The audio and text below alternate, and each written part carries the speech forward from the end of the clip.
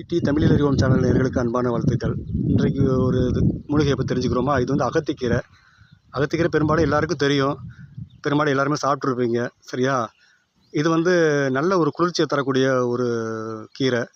முருங்கைக்கீரை வந்து கொஞ்சம் சூடு தன்மை, இது கொஞ்சம் குளிர்ச்சி தன்மை கொடுக்கக்கூடியது. இது வந்து வாய் புண்ணு, வயிற்று வேக்காலம், வயிற்று புண்ணு இவைகளுக்கெல்லாம் நல்லது. ஆனால் வந்து நல்லதாக இருக்குன்னு சொல்லிட்டு வந்து நம்ம வந்து இந்த மழைக்காலங்கள், இந்த பனிக்காலங்களில் வந்து இதை வந்து தொடர்ச்சியாக சாப்பிட்றத தவிர்த்துக்கிறணும்.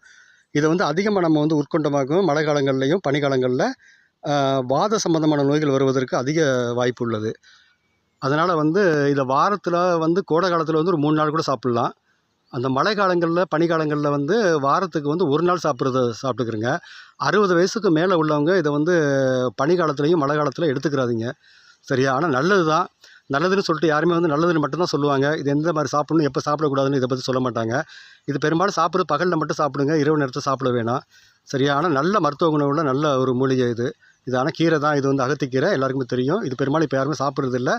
இதை வந்து பிள்ளைங்களுக்கு கூட நம்ம வந்து அவிச்சு சாராக கூட கொடுக்கலாம் நம்ம வந்து.